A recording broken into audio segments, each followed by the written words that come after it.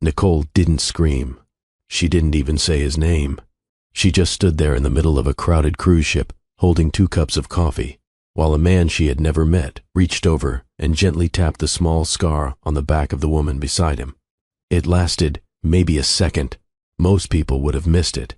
Nicole couldn't, because her husband used to do that every single time they stepped onto their boat back in Miami. Same little tap, same quiet smile, same 3 words, "Our lucky charm." Nobody else knew about that. Not her parents, not her friends, not a single person. The coffee slipped from her hands and exploded across the polished deck. The sound finally made the man turn. Different hair, a neatly trimmed beard, designer glasses, a different name hanging from his cruise badge. But the eyes, Nicole knew those eyes. She had looked into them on her wedding day. She had cried into them after losing her mother. She had watched them disappear behind the front door one quiet Saturday morning. The same morning, everyone later said he died in a boating accident. For one impossible second, neither of them moved. Then she saw it. Not surprise, recognition. He knew exactly who she was. And instead of saying her name, he looked away and kept walking. If you've ever had a moment that made you question everything you believed to be true, then you'll understand why Nicole couldn't move. Because sometimes the hardest part isn't losing someone you love.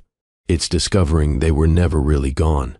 Before I tell you how one ordinary Caribbean cruise unraveled 4 years of lies, let me welcome you properly.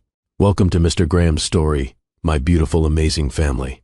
Y'all have been so supportive, and I promise to always do my best to give you the best as I learn and improve every day. If this is your first time watching, comment below with where you're watching from, and subscribe to officially join the family. Looking back, Nicole realized she'd been raised in the kind of home that made trust feel ordinary. Nobody sat her down and gave speeches about honesty. Her parents didn't have to. They lived it. Her father owned a small air conditioning company in Miami, and people kept calling him year after year for one simple reason.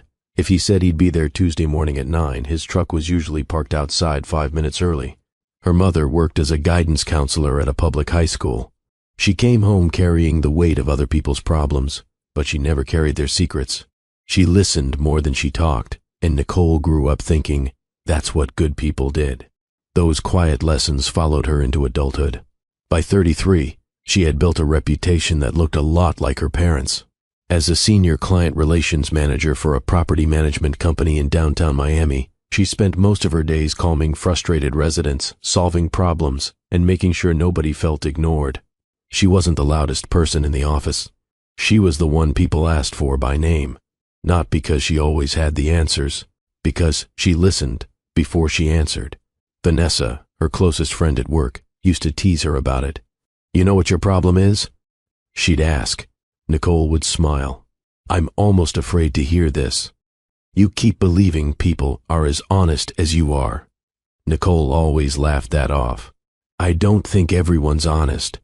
"No," Vanessa would reply, "but you always give them one more chance than they deserve."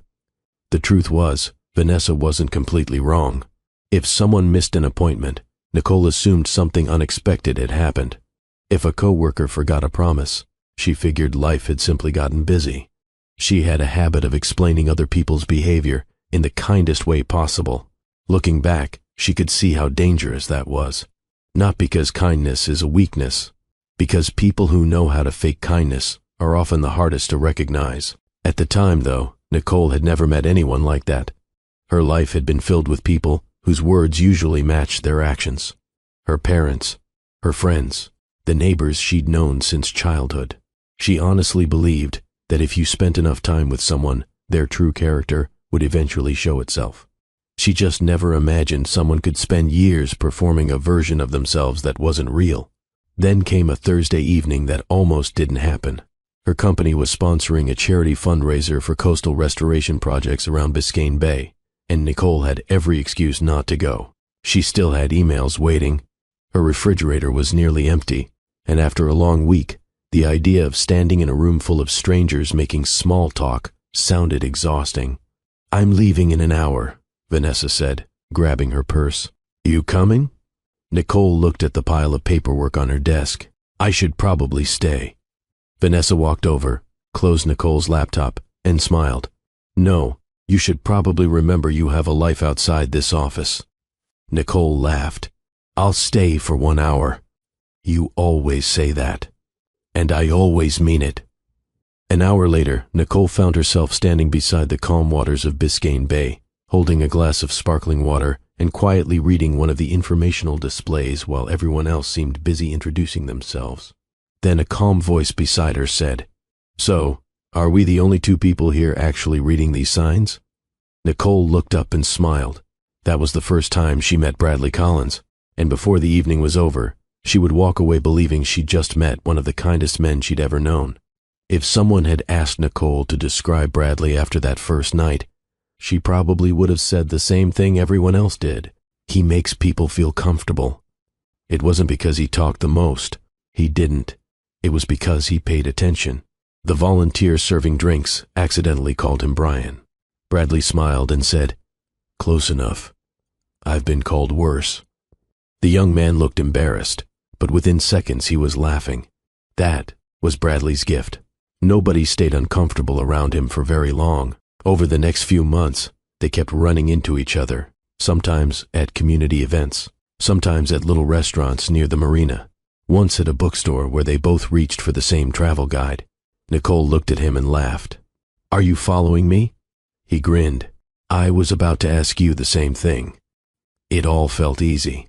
There were no games, no mixed signals, no disappearing for 3 days, only to come back with excuses.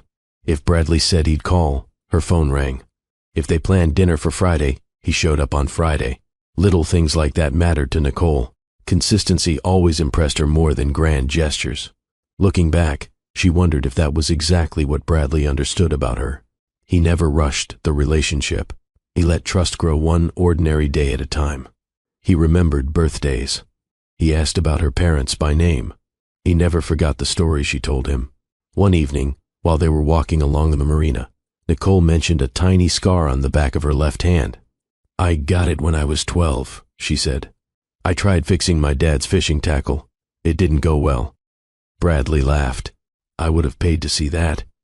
Trust me, it wasn't impressive. From then on, every time they stepped onto a boat together, Bradley would gently tap that little scar with one finger and smile. Our lucky charm. It became their private tradition. Small, silly, completely meaningless to everyone else. Which is probably why Nicole never imagined she'd one day recognize her husband by that single gesture alone. 2 years after they met, Bradley proposed during a quiet sunset picnic overlooking Biscayne Bay. There were no photographers hiding in the bushes, no crowd clapping, just the two of them, the sound of the water, and a man who looked her in the eyes and said, I don't want a perfect life, Nicole. I just want one where I get to come home to you. She said yes before he'd even finished asking. Standing there with a ring on her finger, Nicole honestly believed she'd found the safest place her heart would ever know. She had no way of knowing she'd just promised forever to a man who had already become an expert at making people believe exactly what they wanted to believe. The first 2 years of marriage felt normal, and Nicole would later learn that sometimes normal can be the hardest thing to question. Saturday mornings usually began with coffee on the patio before Bradley started talking about taking the boat out. You ready, lucky charm? He'd ask with a grin. Nicole would hold out the back of her hand. He'd tap the little scar with one finger. Our lucky charm.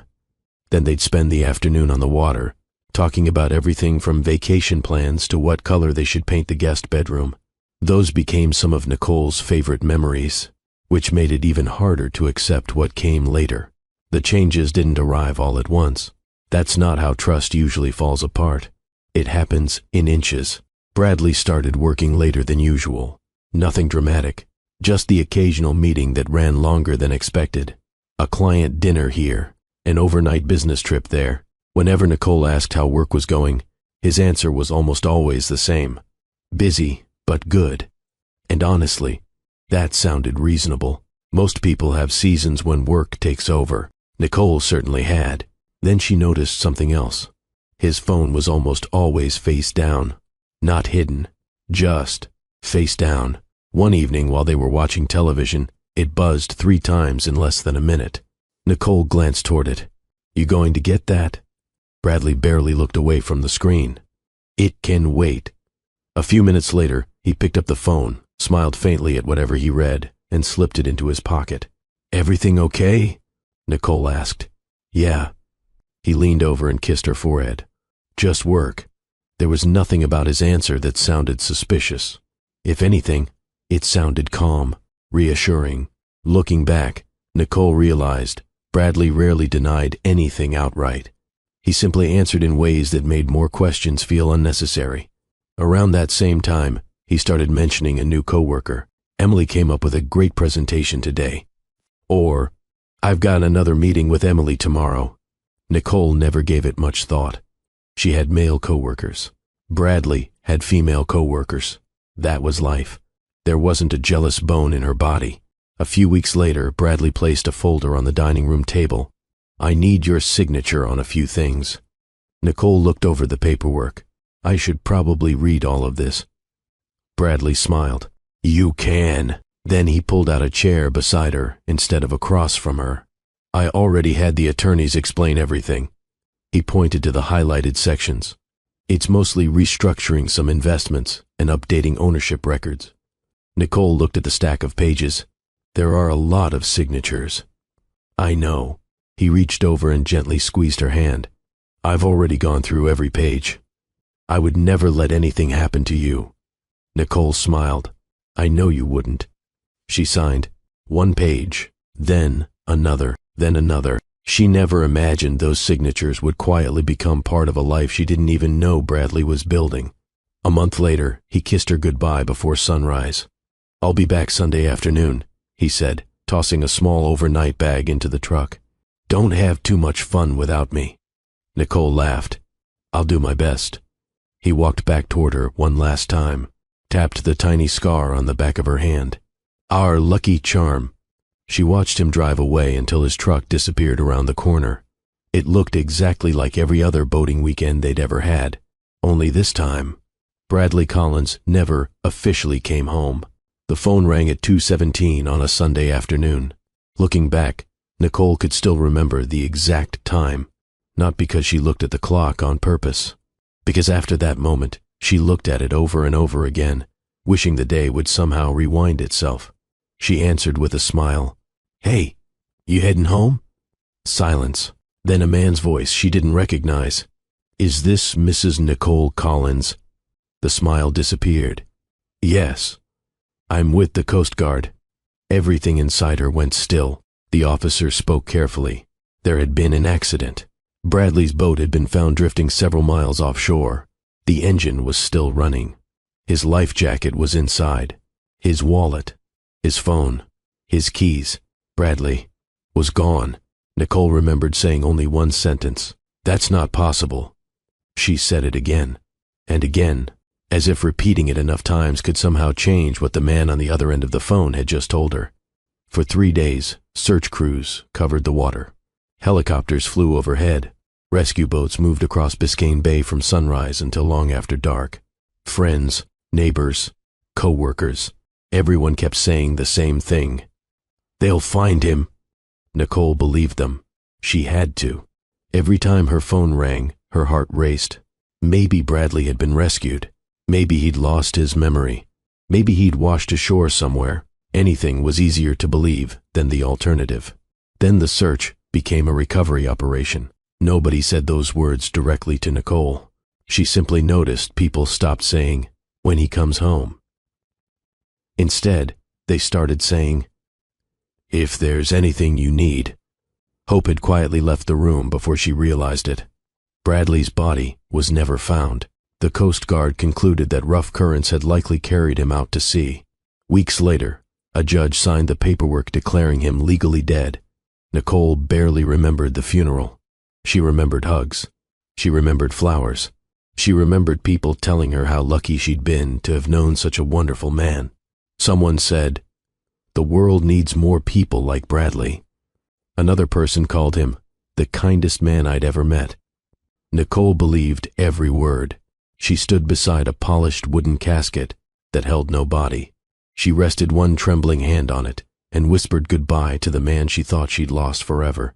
She had no way of knowing that somewhere, hundreds of miles away, Bradley Collins was still alive, watching the world bury a life he had chosen to leave behind. People often say time heals everything. Nicole would later tell you that's not exactly true. Time doesn't heal. It teaches you how to carry what happened without dropping it every day. The first year after Bradley's funeral felt like walking through someone else's life. She went back to work because the bills didn't stop. She answered emails. She attended meetings. She smiled when customers smiled. Then she'd drive home, close the front door, and suddenly remember there was nobody inside waiting to ask how her day had gone. Those were the hardest moments. Not birthdays, not anniversaries, the ordinary Tuesdays, the quiet Wednesday evenings, the grocery trips where she'd automatically reach for Bradley's favorite cereal before remembering she didn't need it anymore. Vanessa never stopped checking on her. Sometimes she'd call. Sometimes she'd simply appear at Nicole's front door with takeout. One evening, nearly a year after the funeral, she noticed something that broke her heart. Nicole had cooked dinner for two, without thinking. 2 plates, 2 glasses, 2 forks. She stood there, staring at the empty chair across the table. Vanessa quietly carried 1 plate back into the kitchen. Neither of them mentioned it. Some things don't need words. By the second year, people stopped asking how Nicole was doing. Not because they didn't care, because they assumed she was better. Grief has an invisible deadline in other people's minds. Life moves on, so they expect yours to move too. Nicole became very good at saying, "I'm doing okay." It was easier than explaining that some days she genuinely was, and other days, she still reached for her phone whenever something funny happened before remembering there was no one to text. She sold the boat. That took almost 3 years, not because she wanted to keep it, because every time she drove to the marina, she turned around before getting out of the car.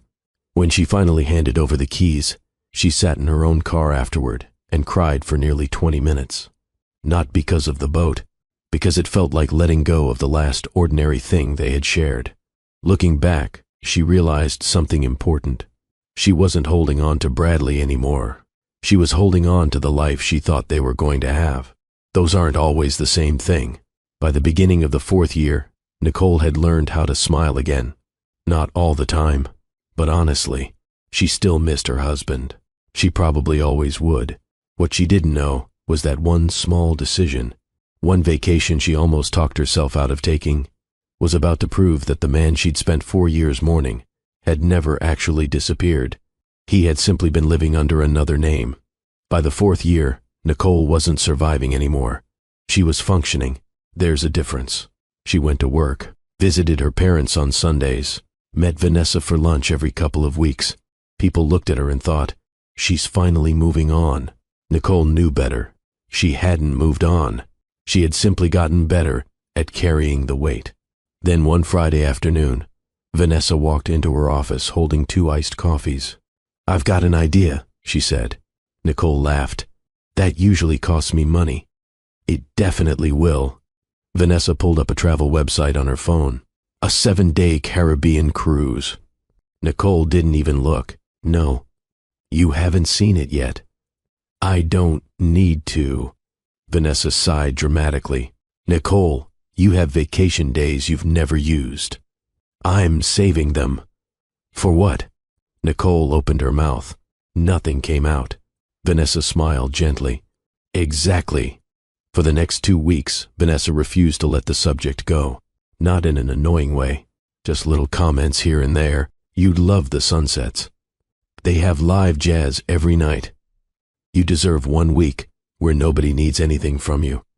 Nicole always smiled, always found another excuse, until one evening, her father quietly asked a question she'd been avoiding. "When was the last time you did something just because it made you happy?" She started answering, then stopped. She honestly couldn't remember. 3 days later, she booked the cruise. The moment the confirmation email arrived, she almost canceled it. Instead, she closed her laptop and whispered to herself, "It's just a vacation." She wanted sunshine, a change of scenery, maybe a reminder that life still had something waiting for her beyond work and grief. Meeting someone new wasn't even on her mind. She wasn't looking for another relationship. She wasn't trying to replace Bradley. She was simply tired of saying no to everything. Looking back, she'd often wonder what would have happened if she'd clicked cancel instead of confirm. One small decision, one ordinary vacation, that was all it took for two completely different lives to collide. The ship left Miami on a warm Saturday afternoon. Families waved from the upper decks. Music played near the pool. Children ran between passengers carrying melting ice cream cones. Nicole stood at the railing with Vanessa, watching the shoreline slowly disappear. For the first time in years, she felt something she hadn't expected. Not happiness, not excitement, peace. Just enough to take one deep breath without feeling guilty for it. Vanessa smiled. See? Nicole laughed. You get one. I told you so. Only one. Don't push it. They spent the first day getting lost on the enormous ship, laughing at terrible trivia answers and eating far too much dessert. Nicole even caught herself thinking, maybe this was exactly what I needed. She had no idea that somewhere else on that same ship, a man who had spent 4 years making sure nobody from his old life could ever find him, was walking the same hallways under a different name. And before the second evening at sea was over, one tiny habit, one gentle tap on the back of someone's hand, would bring both of their worlds crashing together. The second day at sea started quietly. Nicole woke before sunrise, slipped out of the cabin without waking Vanessa, and carried a cup of coffee to the promenade deck. The ocean stretched in every direction. No traffic, no ringing phones, no deadlines, just waves. She leaned against the railing and smiled to herself. For the first time in a long time, her mind felt still. Maybe Vanessa had been right. Maybe she really had needed this trip. By late afternoon, the ship was alive with music and laughter. Passengers wandered from cafes to little shops, stopping every few minutes to admire the view. Vanessa glanced at her phone. My sister's calling. Nicole nodded. I'll grab us coffee. Extra foam. You always order like you're judging a competition. I have standards. Nicole laughed and walked toward the cafe. The line moved slowly. She didn't mind. Vacation had finally taught her to stop looking at the clock every 5 minutes. A few minutes later, she balanced 2 hot cups in her hands and started back through the promenade. She was halfway there when she heard a woman laugh. It wasn't the laugh that caught her attention. It was what happened next. A man standing beside the woman reached over, touched the small scar on the back of her hand, and smiled. Our lucky charm. Nicole stopped walking. Her heart didn't race. It simply stopped. No, that couldn't be right. People touched each other's hands all the time. People used little sayings. It had to be a coincidence. She told herself to keep walking. Instead, she stared. The man turned slightly as the woman said something else. Nicole could only see part of his face. Dark hair, a neatly trimmed beard, expensive glasses, a stranger. She took one slow breath. Then he turned a little farther. The world seemed to tilt beneath her. Those eyes, that tiny crease beside his smile, the calm way he thanked another passenger who stepped aside to let him pass. Nicole had seen that face across a breakfast table, across a wedding altar, across hospital waiting rooms, across countless sunsets over Biscayne Bay. Her fingers opened before she even realized it. Both coffee cups crashed onto the polished floor. The sound echoed through the hallway. Passengers turned. Coffee spread across the deck. Someone hurried over. Ma'am, are you all right? Nicole barely heard them, because the man looked directly at her. For one impossible second, their eyes locked. She saw it. He knew exactly who she was. It was only a flicker, gone almost as quickly as it appeared. His face settled into the polite expression of a stranger looking at someone who'd had a small accident. Then he gently placed a hand on the woman's back. Come on. They started walking away. Nicole finally found her voice. It came out as little more than a whisper. Bradley. He didn't turn around. He didn't speed up. He simply kept walking. And in that moment, Nicole understood something that terrified her far more than seeing her dead husband alive. He hadn't failed to recognize her.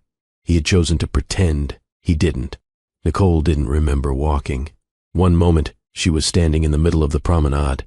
The next, she found herself outside the theater where she and Vanessa had agreed to meet. Vanessa looked up and immediately frowned. What happened?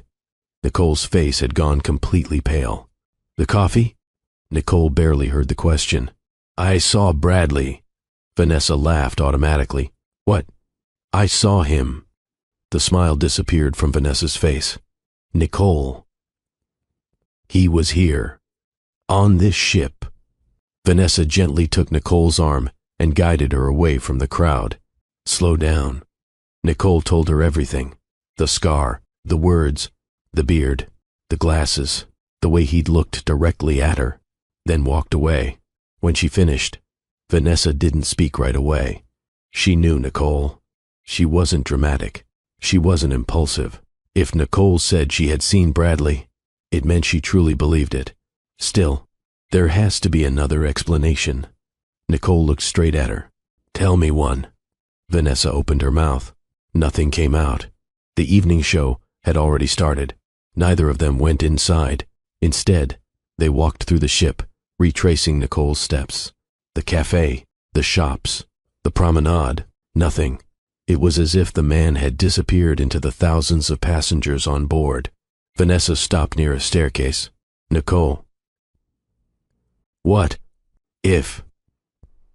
She hesitated. If that really was Bradley. Nicole looked at her. Why wouldn't he come to you? That question landed harder than anything else. Nicole had been so focused on whether he'd survived. She hadn't stopped to ask why he'd kept walking. That night, sleep never came.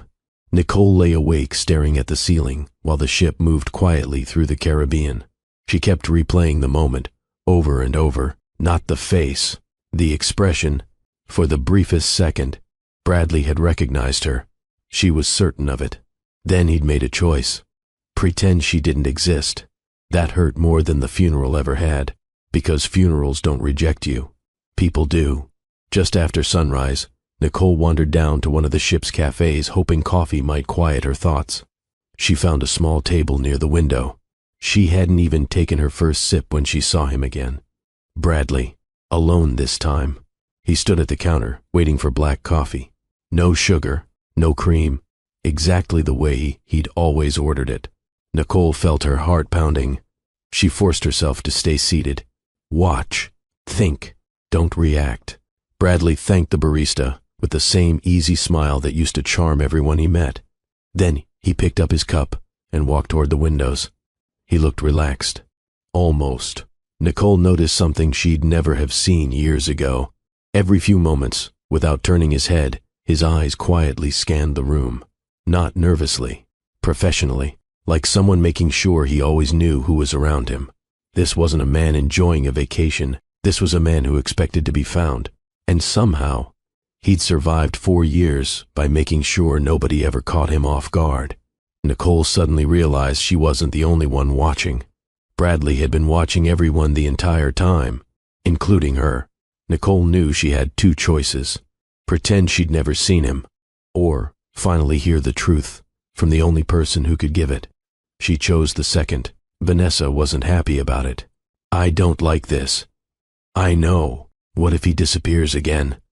Nicole looked toward the cafe where Bradley had been sitting. Then he'll disappear knowing I wasn't afraid to ask. Vanessa reached for her hand. If anything feels wrong, I'll walk away. You promise? Nicole nodded. I promise. She waited until Emily stood and wandered toward one of the gift shops. Bradley remained at the table, quietly reading something on his phone. Nicole took one slow breath, then walked over. When she stopped beside his table, he looked up. For a second, neither of them spoke. He slowly placed his phone face down. I'm sorry, he said politely. Have we met? Nicole almost laughed. Not because it was funny, because it was the exact performance she'd expected. She pulled out the empty chair across from him. I'm sitting down. He didn't stop her. She looked directly into his eyes. How long are you planning to pretend? He held her gaze. I'm afraid you've mistaken me for someone else. His voice was calm, steady, the same voice that used to read beside her on quiet Sunday mornings. "My name is Daniel." Nicole leaned forward. "No." Silence. Then she quietly held out the back of her left hand. The tiny scar caught the afternoon light. "You touched another woman's hand yesterday." She swallowed. "Exactly the way you used to touch mine." For the first time, something changed. It wasn't dramatic, just the slightest tightening around his jaw. Gone almost instantly. "I don't know what you're talking about." "You said our lucky charm." Another silence, longer this time. Nicole could almost hear her own heartbeat. Finally, Bradley sighed. Not loudly, just enough to tell her he'd stopped pretending. "You should have walked away yesterday." There it was. No denial, no confusion, no Daniel, just Bradley. Nicole felt tears burning behind her eyes. "You let me bury you." His eyes dropped to the table. "I know. I stood beside an empty coffin. I know. I cried for you every single day. I know." Each answer came quietly, without emotion, without apology. Nicole shook her head in disbelief. "You knew." He nodded once. "I knew." She stared at the man she'd spent 4 years mourning. "I don't even know who you are anymore." Bradley looked at her for a long moment, then said something she would never forget. "The man you married existed." He paused.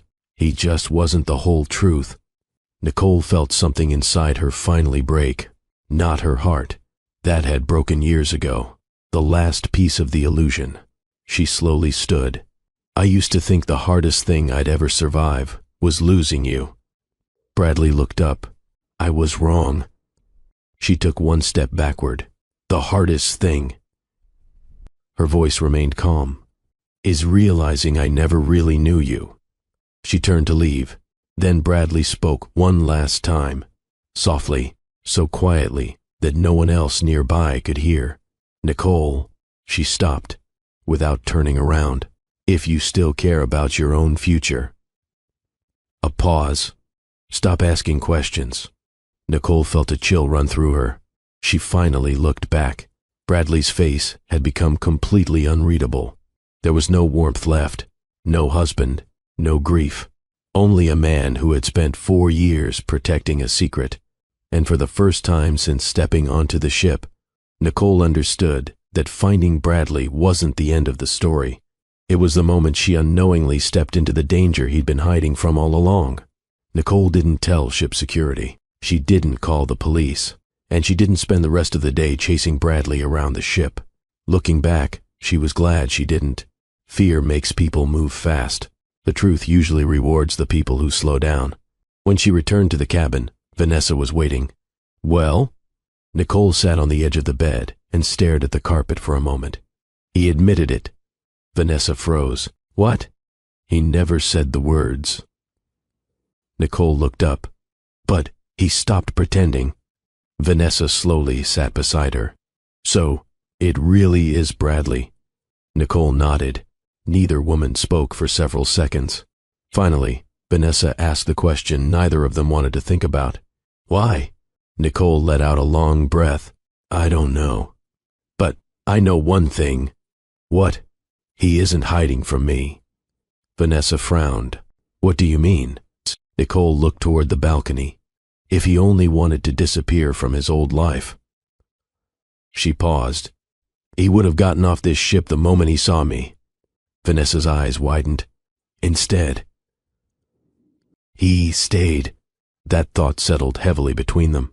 Bradley wasn't reacting like a frightened man. He was acting like someone who believed he could still control the situation. The next morning, Nicole made herself a promise. No more guessing. No more chasing. If Bradley had spent 4 years lying to everyone around him, then someone else on this ship had probably been lied to as well. She didn't have to expose him. She simply had to understand him. Sometimes the truth doesn't appear all at once. Sometimes it slips out during ordinary conversations. That afternoon, fate gave her the opportunity. Nicole was walking through one of the quieter lounges when she saw Emily sitting alone by the window with a laptop and a half-finished cup of tea. Bradley wasn't anywhere in sight. Vanessa leaned closer. Isn't that the woman from yesterday? Nicole nodded. I think so. You going over there? Nicole smiled nervously. I honestly don't know. Vanessa gave her shoulder a gentle squeeze. Just be yourself. Nicole laughed softly. That's the only person I know how to be. She walked over. Mind if I sit for a minute? Emily looked up and smiled warmly. Please. I could use the company. The conversation started the way most conversations between strangers do. Where are you from? How are you enjoying the cruise? Have you tried the desserts yet? Nothing unusual. Nothing dramatic. Then Emily laughed and said something Nicole wasn't expecting. I almost canceled this trip because of work. Nicole smiled. I almost canceled because I wasn't sure I remembered how to take a vacation. Emily laughed. I think we're both glad we came. Nicole looked at her for a second. There wasn't a trace of guilt on Emily's face. No nervousness. No hidden agenda. Just a woman who genuinely believed she was sharing a table with another passenger. For the first time, Nicole wondered if Emily might be living inside one of Bradley's lies, too. Over the next 20 minutes, Nicole and Emily talked about ordinary things. Miami traffic, bad office coffee, the best restaurants near the waterfront. It felt easy, too easy. Nicole kept waiting for Emily to say something that would make her seem dishonest. It never happened. If anything, she reminded Nicole of herself a few years earlier. Open, friendly, the kind of person who naturally believed the best about people. Looking back, Nicole would realize that was exactly why Bradley had chosen her. So, Emily said with a smile, what does your husband think about you disappearing on a cruise with your best friend? The question caught Nicole completely off guard. She looked down at her coffee for a second. My husband passed away. Emily's smile disappeared immediately. Oh my goodness. I'm so sorry. Nicole gave her a small smile. It's been 4 years. Emily looked genuinely heartbroken. I wish I hadn't asked. You couldn't have known. For a few seconds, neither woman spoke. Then Emily quietly said, I guess we all carry things nobody else can see. Nicole nodded. We do. After a moment, Nicole decided to take a chance. You mentioned work yesterday. Emily smiled. I know. I promised myself I wouldn't think about work on this trip. What do you do? I'm a marketing consultant. Nicole's heartbeat picked up. And you're traveling with? My business partner. Nicole kept her expression calm. Daniel?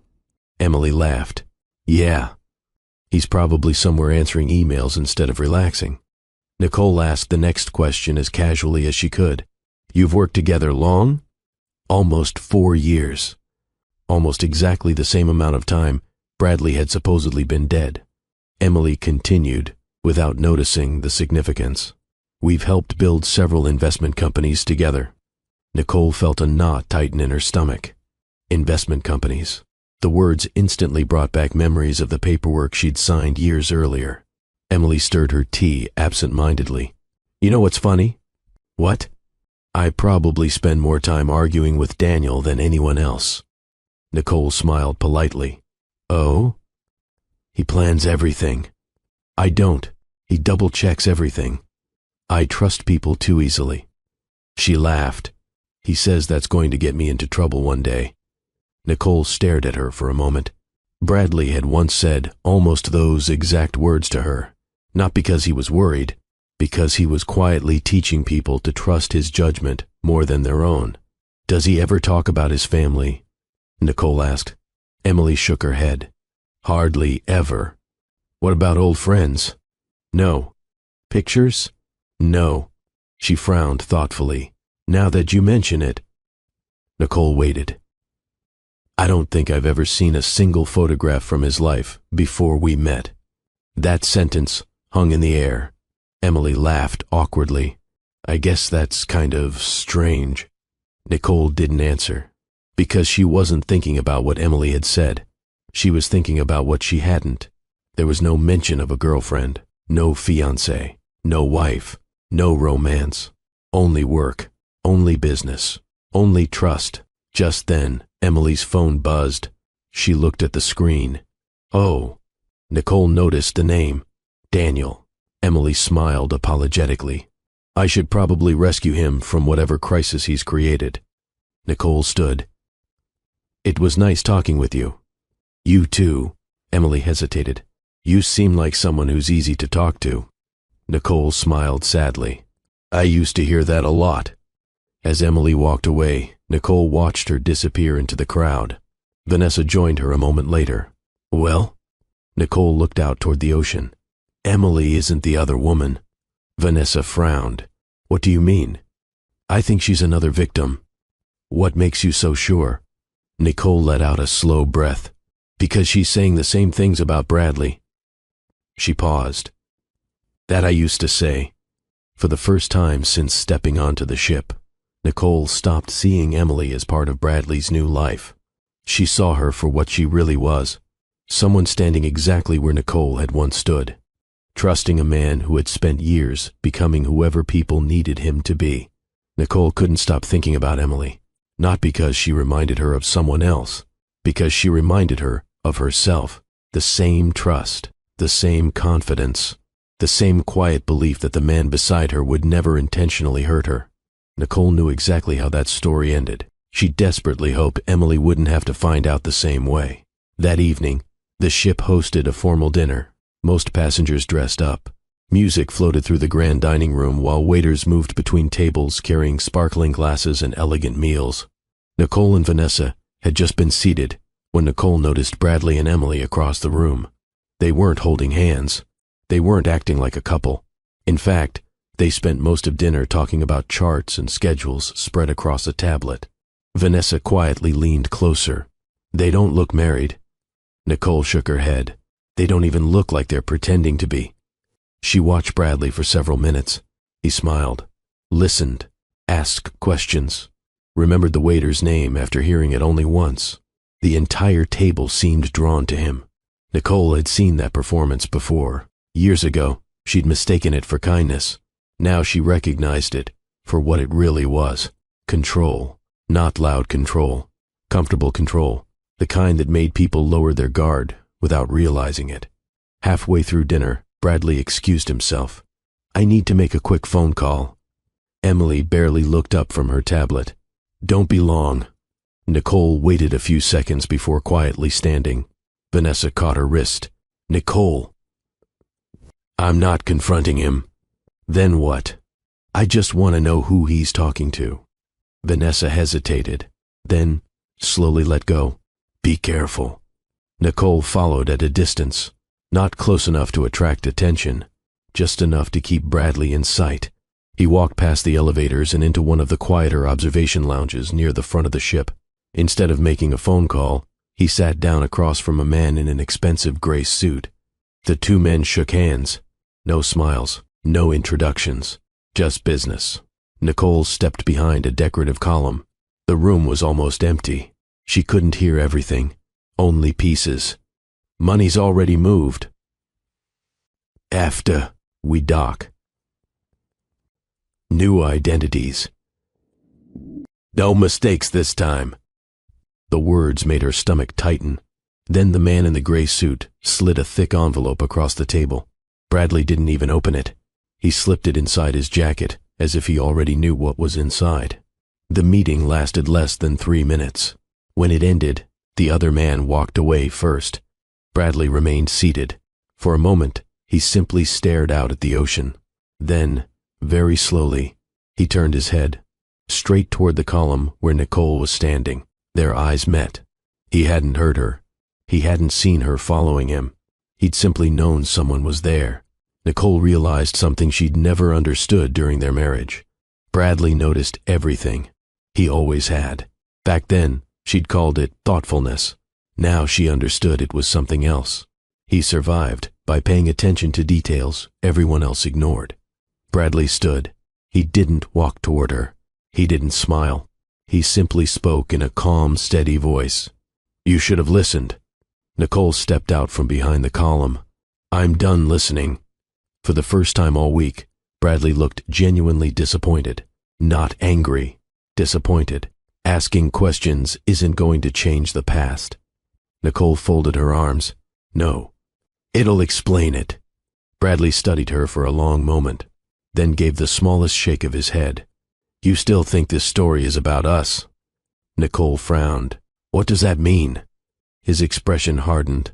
It stopped being about us a long time ago. Before Nicole could ask another question, he walked past her without another word. She didn't follow him this time. She didn't need to, because Bradley had accidentally given her something far more valuable than another clue.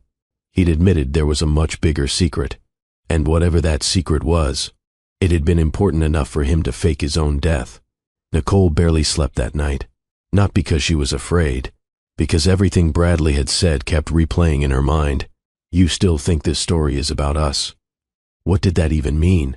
For 4 years she'd believed she was the center of the tragedy. Now she was beginning to understand.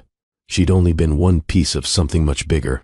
The next morning, Vanessa found Nicole sitting alone on the balcony outside their cabin. You've been out here long? Nicole looked up. Since sunrise. Vanessa handed her a cup of coffee. So? She sat down beside her. What's the plan? Nicole smiled faintly. For the first time in days. I actually have one. Vanessa raised an eyebrow. I'm listening. I'm done chasing Bradley. What? He wants me reacting. He wants me confused. He wants me asking him questions. Vanessa nodded slowly. So, what are you going to do? Nicole looked toward the endless ocean. I'm going to let someone else ask them.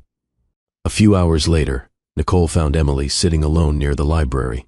She looked worried, almost distracted. Nicole walked over. Mind if I join you? Emily smiled. Please. You look like you could use a friend. Nicole sat down. For a moment, neither woman spoke. Finally, Emily sighed. Can I ask you something? Of course. Have you ever had the feeling that someone isn't telling you everything? She looked down at her hands. But you can't prove it. Nicole's heart sank. She answered honestly. Yes. Emily nodded slowly. Daniel's been different since yesterday. Nicole didn't say anything. He keeps disappearing. He keeps taking phone calls. And every time I ask what's wrong. Emily gave a tired little laugh. He tells me I'm worrying over nothing. Nicole knew those words. She'd heard them before, more than once. Instead of answering, Nicole quietly reached into her bag. She pulled out an old photograph she always carried in her wallet. Her wedding picture. Bradley stood beside her in a navy suit, smiling at the camera. She slid the photograph across the table. Emily looked down. At first, nothing happened. Then she looked again. Her smile disappeared. She looked from the photograph to Nicole, then back again. No. Her voice barely came out. Nicole didn't interrupt. Emily slowly picked up the picture with trembling hands. That's... She couldn't finish the sentence. Nicole nodded. His real name is Bradley Collins. Emily stared at the photograph. This... She shook her head. This isn't possible. I wish you were right. Emily looked like someone trying to wake herself from a nightmare. He told me he'd never been married. Nicole swallowed. He told me he died 4 years ago. Silence filled the room. Emily's eyes slowly filled with tears. Not because Nicole had accused her, because she suddenly realized the man she trusted most had never really existed. For several long seconds, she simply stared at the wedding photograph. Then, without looking up, she whispered the same question Nicole had once asked herself. How much of it was real? Nicole looked at the picture too. She answered as honestly as she could. I've spent 4 years asking myself that. Then, she gently took Emily's hand. And I think we're finally about to find out. Emily didn't cry right away. She simply sat there staring at the wedding photograph as if her mind refused to accept what her eyes were seeing. Finally, she looked up. When was this taken? 6 years ago. Nicole answered quietly. Emily shook her head. I met him almost exactly 4 years ago. Nicole nodded. I know. Emily looked back down at the photograph. So, ow. Her voice cracked. while I thought I was meeting a successful businessman starting over. Nicole finished the thought for her. He had already convinced the world he was dead. Emily covered her mouth. Oh my God. For a long moment, neither woman spoke. There wasn't anything either of them could say that would make the truth easier to carry. Emily finally broke the silence. I need to tell you something. Nicole waited. The companies we work for. She took a deep breath. They've never felt completely right. What do you mean? Daniel. She stopped and corrected herself. Bradley. He always handled the financial side himself. I handled branding, marketing, client presentations. Nicole listened carefully. If investors had questions. Emily continued. He always answered them. If legal paperwork came in, he reviewed it before anyone else saw it. Nicole felt a chill, just like he had done with her. Emily looked ashamed. I signed documents because he told me they were routine. Nicole gave a small, understanding nod. So did I. Emily looked at her in disbelief. He used the same line? Nicole smiled sadly. I've already reviewed everything. I would never let anything happen to you. Emily slowly closed her eyes. He said that to me last month. Neither woman needed to say anything else. The pattern was obvious now. Bradley didn't invent new lies. He perfected old ones. Just then, Vanessa hurried into the lounge. There you are. She stopped when she saw Emily. Oh. Nicole stood. It's okay. Vanessa looked between them. Emily quietly wiped her eyes. I know. Vanessa let out a slow breath. I'm sorry. Emily gave a weak smile. So am I. Before anyone could say another word, two people in business suits entered the lounge. A woman and a man. Neither looked like passengers.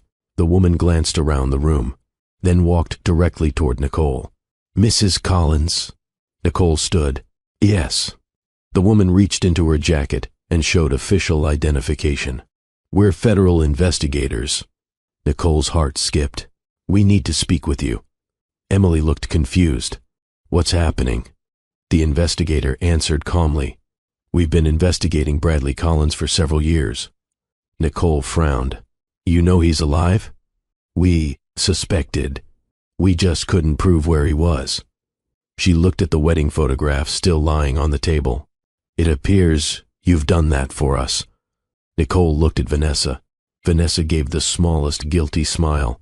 I called after your first conversation with him. Nicole blinked. You what? I didn't tell you because I knew you'd try to handle it yourself. Nicole stared at her for a second, then quietly laughed. I probably would have. Vanessa smiled. I know. The investigator looked at Emily. Ms. Carter? Emily nodded. We're going to need your help. Emily didn't hesitate. I'll tell you everything I know. The investigator thanked her, then looked back at Nicole. One more thing. What is it? We've been watching Mr. Collins since the ship left Nassau. Nicole frowned. Then why didn't you arrest him?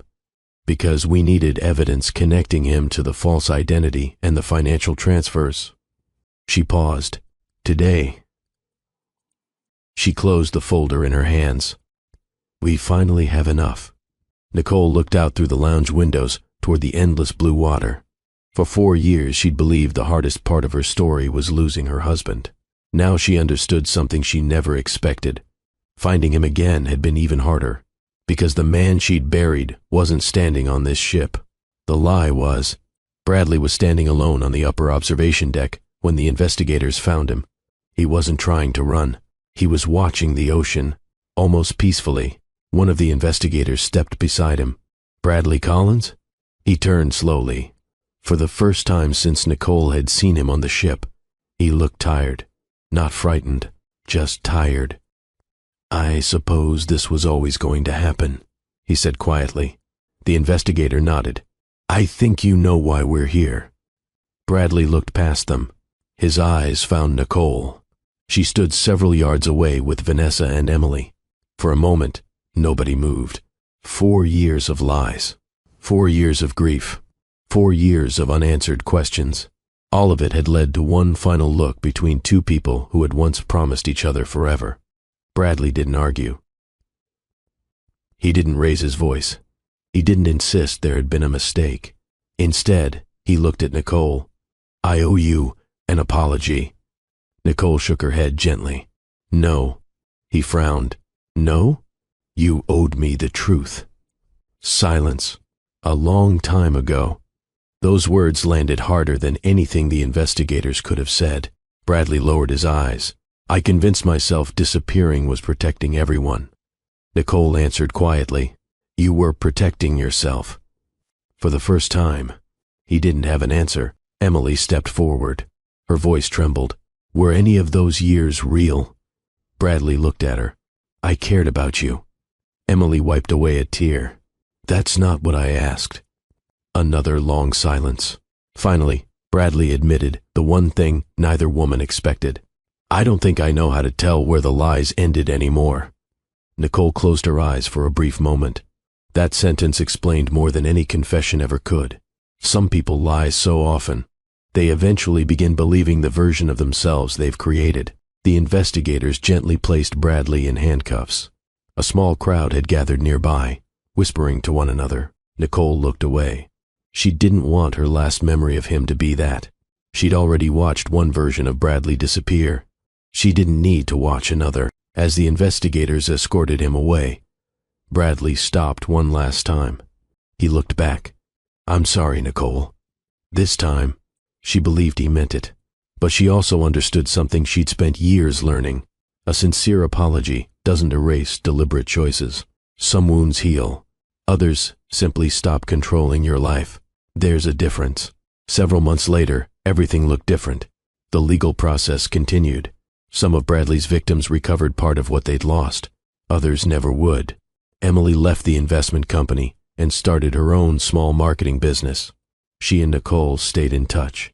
Not because either woman wanted to remember Bradley, because they had helped each other survive him. Vanessa still called every Friday afternoon, sometimes to make dinner plans, sometimes just to ask, "You doing okay?" Nicole always smiled when she heard her voice. "I am," and for the first time, it was completely true. Almost a year after the cruise, Nicole returned to Biscayne Bay, the same place where she and Bradley had spent so many weekends. The same place where she'd once stood believing the love of her life had been taken by the sea. She leaned against the railing and watched sailboats drift across the water. The breeze felt exactly the same. She didn't. Her phone buzzed. A text from Vanessa. "Lunch in 30 minutes. Don't be late this time." Nicole laughed. "I'll be there." She slipped her phone into her purse and looked across the bay one last time. Years earlier, she'd stood here asking herself how someone could vanish without saying goodbye. Now she finally knew. He hadn't disappeared because he was lost. He disappeared because he was hiding. And there was something surprisingly freeing about knowing the truth. Not because it erased the pain, because it erased the questions. She no longer blamed herself for trusting him. Trust wasn't the mistake. His deception was. As Nicole walked back toward her car, she realized she wasn't carrying grief anymore. She was carrying wisdom. There was a time when she believed good people revealed themselves if you simply gave them enough time. Life had taught her something more honest. Time doesn't reveal character. Choices do. And from that day forward, Nicole promised herself one simple thing. She would never stop believing in kindness. But she would never again confuse kindness with proof. Sometimes, the strongest thing a person can do isn't learning how to trust again. It's learning to ask the questions they were once too afraid to ask. That wasn't the end of Nicole's story. It was simply the day she stopped letting someone else's lies decide how the rest of her life would be lived. I want to hear your opinion on this one. Who do you feel more sympathy for? Nicole, who spent 4 years grieving a man who wasn't really gone? Or Emily, who fell in love with a man who never truly existed? And one more question. At what point would you have stopped trusting Bradley? The very first late-night phone call?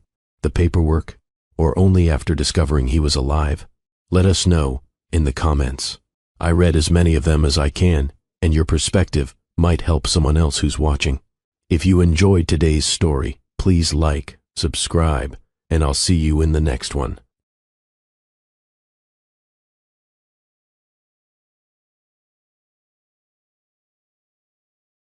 Thank you for watching Mr. Graham Stories, my beautiful, amazing family.